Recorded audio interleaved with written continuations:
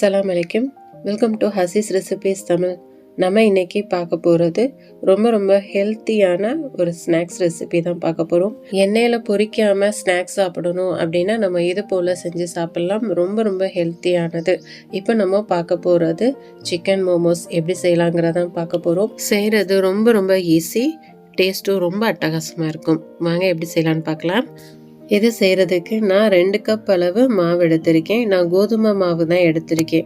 நம்ம கடைகளில் வாங்கக்கூடிய மோமோஸ் மைதா மாவில் செஞ்சுருப்பாங்க.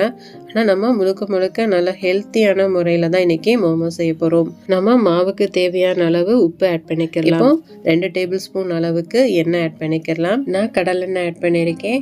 நீங்கள் சமையலுக்கு யூஸ் பண்ணக்கூடிய எந்த எண்ணெய் வேணாலும் ஆட் பண்ணிக்கலாம். இப்போ ஒன்றோட ஒன்று நல்லா மிக்ஸ் ஆகிற மாதிரி நல்லா கலந்து விட்டுக்கலாம். நம்ம கொஞ்சமாக தண்ணி ஊற்றி சப்பாத்தி பதத்துக்கு இப்போ நம்ம பிசைஞ்சு எடுத்துக்கலாம்.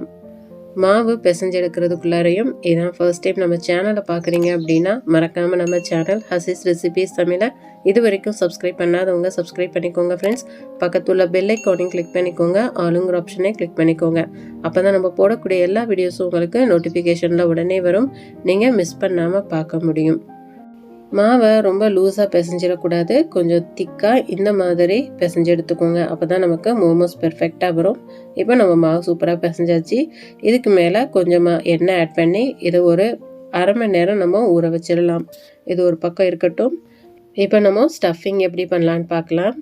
ஸ்டஃபிங் பண்ணுறதுக்கு நான் ஒரு 300 கிராம் அளவுக்கு சிக்கன் எடுத்திருக்கேன். சிக்கனை நல்லா வாஷ் பண்ணிவிட்டு எலும்பு இல்லாமல் தனியாக பிரித்து எடுத்து அதை நான் மிக்சியில் இது போல் அரைச்சி எடுத்துகிட்டு வந்திருக்கேன். இப்போ இதுக்கு தேவையான பொருட்களை நம்ம ஒன்றா ஆட் பண்ணிக்கலாம்.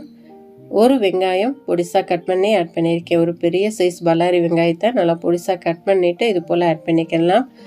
இப்போ 1 ஸ்பூன் அளவுக்கு இஞ்சி பூண்டு பேஸ்ட்டு ஆட் பண்ணிக்கலாம்.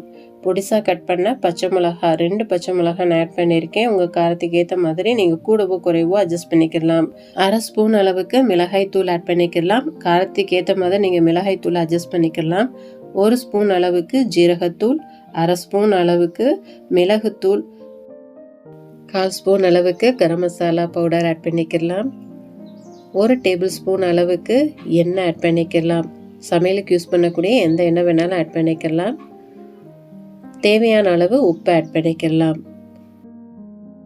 ஒரு 3/4 கப் அளவு நான் மல்லி இலை ஆட் பண்ணிக்கிறேன். மல்லி இலை நிறைய ஆட் பண்ணும்போது நல்ல ஃப்ளேவர்ஃபுல்லாக இருக்கும்.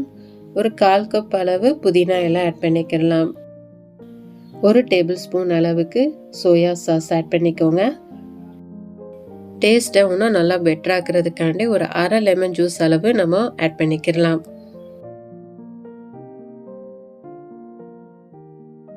இப்போ ஒன்றோட ஒன்று நல்லா மிக்ஸ் ஆகிற மாதிரி நல்லா மிக்ஸ் பண்ணிக்கலாம்.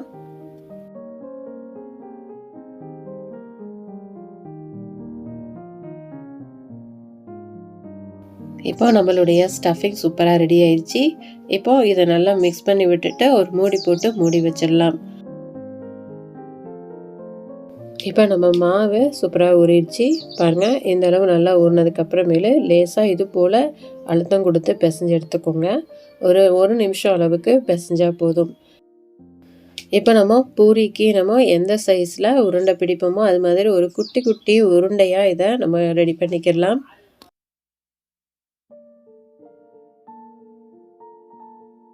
இப்போ நம்ம எல்லா மாவையும் குட்டி பால்ஸாக இது போல் ரெடி பண்ணியாச்சு. இப்போ நம்ம பூரிக்கெல்லாம் மாவு எப்படி திரட்டுவோமோ அதே மாதிரி நம்ம மாவில் கொஞ்சமாக டிப் பண்ணிவிட்டு இது போல் நம்ம திரட்டி எடுத்துக்கலாம். ரொம்ப பெரிய சைஸ் போட்டோம் அப்படின்னா மோமோஸ் பார்க்குறதுக்கு நல்லா இருக்காது, சாப்பிட்றதுக்கும் அந்த அளவுக்கு நல்லா இருக்காது. இந்த அளவு சைஸில் இருந்தால் தான் நல்லாயிருக்கும். பாருங்கள், இப்போ நம்ம இதில் எப்படி ஸ்டஃபிங் வைக்கலாங்கிறத பார்க்கலாம். இப்போ நமக்கு தேவையான அளவு ஸ்டஃபிங் எடுத்து நல்லா இது மாதிரி பால் மாதிரி உருட்டிக்கோங்க. மாவுக்கு நடுவில் வச்சுட்டு நம்ம சாரி எப்படி ஃபோல்டு பண்ணுவோமோ அதே மாதிரி மெதுவாக சுற்றி ஃபோல்டு பண்ணிக்கணும். அப்போ தான் நமக்கு ஒரு நல்ல ஷேப் கிடைக்கும். இது பார்க்குறதுக்கு கஷ்டமாக இருக்கிற மாதிரி இருக்கலாம், ஆனால் செய்ய உங்களுக்கு கொஞ்சம் ஈஸியாகவே வந்துடும்.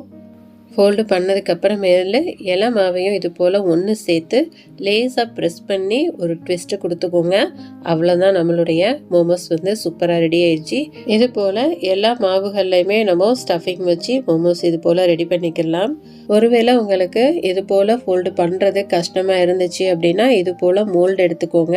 அதுக்கு மேலே நம்ம திரட்டின மாவு வச்சு ஸ்டஃபிங்கை இது போல் ஒரு சைடு மட்டும் வச்சு இப்படி நம்ம நல்லா ப்ரெஸ் பண்ணோம் அப்படின்னா நம்ம மோமோஸ் சூப்பராக ரெடி ஆயிரும். ரொம்ப ஈஸியாக குயிக்காக இது மாதிரி நம்ம பண்ணிடலாம். எக்ஸஸ் ஆன மாவை அப்படி நம்ம ரிமூவ் பண்ணிடலாம்.